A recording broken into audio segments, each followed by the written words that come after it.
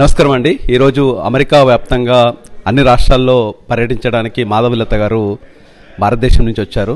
సనాతన ధర్మమే ధ్యేయంగా సేవ్ టెంపుల్స్ ముఖ్య ఉద్దేశంగా వచ్చారు. వారిని మరిన్ని వివరాలు అడిగి తెలుసుకునే ప్రయత్నం చేద్దాం. నమస్కారం మాధవీలత గారు. అమెరికా యాత్ర ఎలా జరుగుతుంది? చాలా అద్భుతంగా జరుగుతోంది. అద్భుతం అంటే ఏంటంటే ఇక్కడ ఉన్న మా అమెరికన్ హిందూస్ ఎవరెవరైతే ఉన్నారో ఈ స్థానికులు వాళ్ళ ప్రేమ, వాళ్ళ అభిమానం, దూరంగా ఉన్న భారతదేశానికి దూరంగా ఉన్నాము అన్న ఒక తపన, ఇవన్నీ కూడా ఒక అందమైన ప్రేమ రూపంలో అలా నా మీద వెదజల్లుతూ ఉంటే అది కూడా ఎంత అదృష్టం ఉండాలి పొందడానికి అనిపిస్తోంది. మీరు న్యూజెర్సీ, వాషింగ్టన్ డీసీ, తర్వాత బోస్టన్, ఇంకా టెక్సాసు, కాలిఫోర్నియా ఇలాంటి రాష్ట్రాలు కూడా వెళ్తున్నారు. మీరు అంటే కొంతమంది కార్యకర్తలతో కూడా కలుస్తున్నారు. అంటే ఎందుకు ఇలా మీ సనాతనంని ఎందుకు ప్రమోట్ చేయదలుచుకున్నారు? అంటే విశ్వవ్యాప్తంగా ఎంతమంది అయితే భారతీయులు భారతదేశం నుంచి వెళ్ళి వాళ్ళ వృత్తిరీత్యా కానీ జీవనోపాధి కోసము ప్రపంచంలో రకరకాల దేశాల్లో స్థిరపడ్డారో వాళ్ళందరికీ కూడా ఈరోజు అమెరికా నుంచి నేను ఇచ్చే సందేశం ఏంటంటే, మీరు ఎక్కడైతే మీ జీవనాధారాన్ని వెతుక్కున్నారు అంటే ఫర్ ఎగ్జాంపుల్ అమెరికాలో ఉన్నారు, మిమ్మల్ని మీరు ముందు అమెరికన్ హిందూ కింద గుర్తించుకోవాలి. ఆ తర్వాత ఎవరి అమెరికన్ హిందూ, వీళ్ళేం పాటించాలి అంటే సనాతన హిందూ ధర్మాన్ని పాటించాలి. సో వీళ్ళు తమని తాము భారతీయులమని చెప్పాల్సిన అవసరం లేదు. తమని తాము వాళ్ళ అమెరికన్ హిందూ కింద చెప్పుకోవాలి. సనాతన హిందూ ధర్మాన్ని ముందుకు తీసుకొని వెళ్ళాలి. అఖండ సనాతన ధర్మ సామ్రాజ్యాన్ని స్థాపించాలి. అంటే ఒక హిందువు ఎక్కడ ఉన్నా ఇంకో హిందువుకి నేను ఉన్నాను నీ కోసము. ఇప్పుడు బంగ్లాదేశ్లో హిందూ చనిపోయాడు.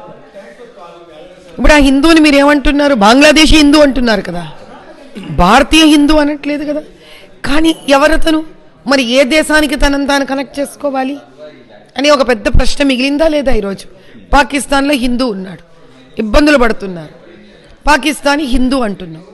కాబట్టి ఇంకా ఇది కేవలం భారతదేశంతో పరిమితం చెయ్యకూడదు. దీన్ని అఖండ విశ్వ సనాతన హిందూ ధర్మం వాళ్ళు, అందులో భారతదేశం ఒక భాగం. American Hindu, England Hindu, Bangladesh Hindu, Sri Lankan Hindu, Malaysian Hindu, Middle East Hindu, Australian Hindu, న్యూజిలాండ్ హిందూ, భారతీయ హిందూ. అంటే నాలో వస్తున్న ఒక కొత్త చైతన్యం ఏంటి అని అంటే, విశ్వవ్యాప్తంగా ఉన్న హిందూ ఒక్కటవ్వాలి. అది బహుశా ఈరోజు నేను దీన్ని ఒక లక్ష్యంగా తీసుకొని ముందుకు వెళ్ళాలి అనే ఒక కొత్త ఆలోచన రావడంతో పాటు, ఈ ఆలోచన అమెరికా మీద, ఈ గడ్డ మీద పుట్టడం నేను చాలా ఆనందంగా భావిస్తున్నాను. ఎందుకంటే America is a super power. So ఇక్కడ భారతీయుడు ఇంకా భారతీయుడు కాదు, అమెరికన్ హిందూ. అతను ఆ పరివారాలు అమెరికన్ హిందూ, వాళ్ళ పిల్లలు అమెరికన్ హిందూస్. సో వాళ్ళు సనాతన హిందూ ధర్మశక్తితోటి అమెరికా భూమిని శక్తివంతం చెయ్యాలి. ఇక్కడ న్యాయం ఉండాలి అని కోరుకోగలగాలి, ఇక్కడ ధర్మం ఉండాలి అని కోరుకోగలగాలి. దాని వైపు ఒక సనాతన హిందువుకి ఆ ధర్మం అర్థం, విలువ తెలుసు కాబట్టి, సంపూర్ణంగా తెలుసు కాబట్టి హిందువులంతా ఒక్కటై అమెరికా భూమి మీదైనా కులము, ప్రాంతము, భాష అన్న భేదాలు లేకుండా అందరూ కలిసి ఈ గడ్డ పైన, ఇక్కడ గడ్డకు విశ్వాసం చూపిస్తూ, అంటే అమెరికాకు విశ్వాసం చూపిస్తూ ఇక్కడ సనాతన హిందూ ధర్మాన్ని ముందుకు తీసుకొని ఐకమత్యంగా వెళ్ళాలి. ఇది ప్రపంచవ్యాప్తంగా ఉన్న హిందువులందరికీ కూడా ఒక స్ఫూర్తిదాయకం అవ్వాలి. అప్పుడు అమెరికాలో, లండన్లో హిందువులు ఒకటి అవ్వాలి, ఇది చూసి ఆస్ట్రేలియాలో హిందువులు ఒకటి అవ్వాలి. ఇలా అయినప్పుడు ప్రపంచంలో ఎక్కడ కూడా ఏ హిందువు మీద కూడా అత్యాచారం చేసే ధైర్యం ఇంకెవ్వరికీ రాదు. అది నా లక్ష్యం. మిమ్మల్ని చూస్తుంటే ఒకప్పుడు వివేకానంద స్వామి చికాగోలో అమెరికా పర్యటనలో ఉన్నట్టుగా ఇప్పుడు మిమ్మల్ని అభినవ వివేకానంద స్వామితో పోల్చవచ్చా? మీరు దానిపై మీ అభిప్రాయం? పాపం వివేకానంద స్వామి వచ్చినప్పుడు ఆయన ఒక్కడిగా వచ్చాడయ్యా అమెరికాకి. ఆయన నాకన్నా మహానుభావుడు. ఈరోజు 5 మిలియన్ల అమెరికన్ హిందూస్ ఉన్నారు ఈ గడ్డ మీద. సో వివేకానంద గారు ఒక్కరే వచ్చి అంత సాధించగలిగితే మాధవీలత వెనకాల ఈరోజు 5 మిలియన్ల అమెరికన్ హిందూస్ ఉన్నారు. సో ఎన్ని రెట్ల వివేకానంద కర్తవ్యాన్ని నిర్వర్తించగలగాలి మనము, ఎన్ని రెట్లు వివేకానంద గారు చేసిన దానికన్నా చెయ్యగలగాలి ఈరోజు మనం. ఆయన నాంది పలికి విత్తనం వేసి వెళ్ళారు. ఇవి 5 మిలియన్ల మొక్కల కింద తయారవ్వాలి. అలా కోరుకుంటున్నాను. మీరు ఈరోజు మాట్లాడినప్పుడు భార్యాభర్తల సంబంధాల గురించి, ఇంట్లో ఆది పరాశక్తి, మగవాళ్ళ గురించి బాగా ఆర్టికులేట్గా మాట్లాడారు. దీనిపై మీ స్పందన? నేను చెప్పిన దాని మీద నేనే స్పందించాలా? భార్య భర్త అనే ఈ బంధము మనకు తెలుసో తెలియకుండా జీవితంలో చాలా వాటి మీద ప్రభావం చూపిస్తుంది. భార్యాభర్త అనే అనుబంధము సనాతన హిందూ ధర్మంలో ఏ ఒక్కరిని ఎక్కువ కానీ తక్కువగా కానీ చేసి చూపించలేదు. కానీ కాలక్రమేణా అంటే టైం పాస్ అవుతున్న కొద్దీ ఎక్కడో ఒక చోట వేరే మత ప్రభావం మన మీద పడడం చేత సనాతన హిందూ స్త్రీ అణగబడింది, తొక్కబడింది.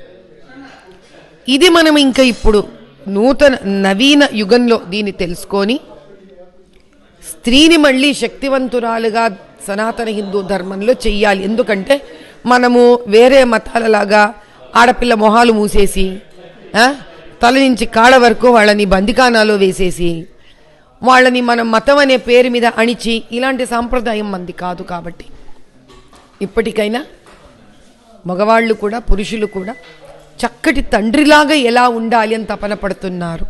ఒక చక్కటి భర్త అవ్వాలి అని కూడా తపన పడగలిగితే అటువంటి పరివారాలలో ఏ కష్టాలు నష్టాలు రావు. ఎందుకంటే ఒక చక్కటి దాంపత్యంలో భార్యాభర్తలు ఏమీ చెప్పకనే చక్కటి తల్లిదండ్రులు అవుతారు. కానీ ఓ చక్కటి తల్లిదండ్రులు ఉన్న ఇంట్లో చక్కటి భార్యాభర్తలు ఉండాలి అనే రూలు లేదు. మీ అమెరికా యాత్ర మొత్తము నో పాలిటిక్స్, ఓన్లీ సనాతన ధర్మం గురించి మాట్లాడుతున్నారు. సేవ్ టెంపుల్స్ ఆర్గ్ నుంచి మీరు వచ్చారు. సో మీరు ఎలా దాని మీద కామెంట్? పాలిటిక్స్ అనేది సనాతన హిందూ ధర్మంలో ఒక చిన్న భాగం అయ్యా. అదే మొత్తం కాదు, అదే అనంతం కాదు. ఇప్పుడు రామచంద్రుడు రాజ్య పరిపాలన చేశాడు, పాలిటిక్సే కదా. కానీ మనం రాముడిని రాజు కింద కన్నా ఒక చక్కటి కొడుకు కింద, చక్కటి భర్త కింద, చక్కటి అన్న కింద ఎన్ని మాట్లాడతాం మనం. అంటే దాని అర్థం ఏంటంటే ఇవన్నీ పాలిటిక్స్లోనే ఉన్నాయి. కాబట్టి నేను పాలిటిక్స్ చేయక్కర్లేదు, పాలిటిక్స్ మాట్లాడక్కర్లేదు. సనాతన హిందూ ధర్మం గుళ్ళ సంరక్షణ, ధర్మ సంరక్షణ, చక్కటి భార్యాభర్తల అన్యోన్య దాంపత్య సంరక్షణ, పిల్లల్ని గురించి ఒక సంరక్షణ, ఇలా ధర్మాన్ని ముందుకు తీసుకెళ్ళగలిగే విషయాలు కనుక నేను మాట్లాడి దానిని కనుక నేను స్ఫూర్తిదాయకం చేయగలిగితే అటువంటి నుంచి పుట్టిన ఒక పాలిటిక్స్ కూడా రామరాజ్య స్థాపన చేస్తుంది. కాబట్టి దానికోసం ఈ పనులు రామరాజ్య స్థాపన కోసం. When I was in Bharat, I was just moving forward with a mission that we need to unite entire Bharat, beyond language, beyond region, beyond small little cultural differences. But once I have landed onto the superpower land of America, I've understood that a Hindu should not be confined to a place. Hindu is omnipresent, and a Hindu's basic responsibility is to take forward Sanatan Dharma.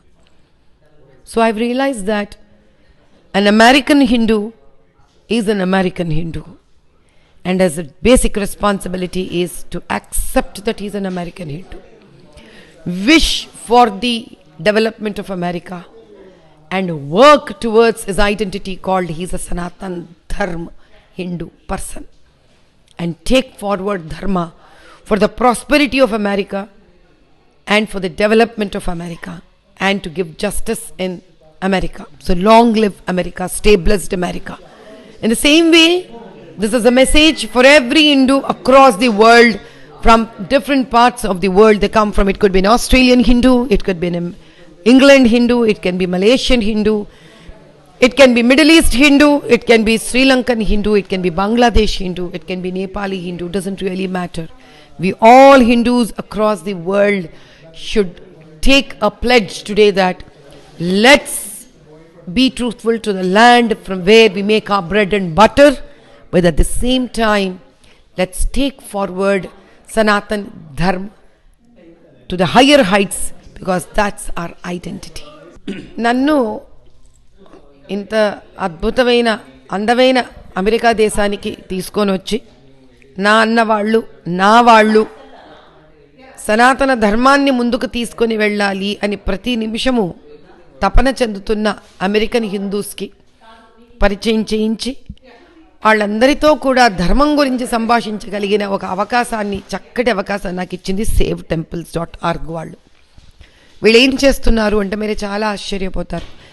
1000 మైళ్ళ దూరం భారతదేశం నుంచి అమెరికాలో ఉన్న ఈ సంస్థ భారతదేశంలో తిరుపతి, విజయవాడ కనకదుర్గమ్మ, భద్రాచలం లాంటి ఎన్నో సనాతన హిందూ దేవాలయాలు ఏవైతే రకరకాల కారణాల చేత ధర్మాన్ని ముందుకు తీసుకొని వెళిసిన ఈ దేవాలయాలు ఈరోజు స్వార్థ రాజకీయ ఉచ్చులో ఇరుక్కుపోయి అవి సనాతన హిందూ స్థానాల కన్నా వేరే మత పీడిత స్థానాల కింద మారకుండా తమదైన సర్వస్వాన్ని దానికి అర్పించి వీటిల్ని కాపాడాలని నిత్యము ఒక జ్యోతిలాగా కాకుండా ఒక కాగడాలాగా వెలుగుతున్న ఈ SaveTemples.orgకి ఏ భారతీయ సనాతన హిందువు ఎదురుపడినా తటస్థపడినా మీకు చేతనైన మీ వంతు ఒక ధర్మం వైపు మీ బాధ్యతను నిరూపించుకోవడానికి మీ కష్టార్జితంలోంచి, ధర్మబద్ధమైన ఆర్జితంలో నుంచి ఒక చిన్న పాళ్ళు నవ్వుతూ ఆనందంగా ధర్మో రక్షతి రక్షిత, నేను ఈ ధర్మాన్ని రక్షిస్తే ధర్మం నన్ను రక్షిస్తుంది అన్న ఒక భావనతోటి ఈ ఆర్గనైజేషన్ని మీరందరూ మీదిగా భావించి ముందుకు తీసుకొని వెళ్ళవలసిందిగా నేను కోరుకుంటున్నాను.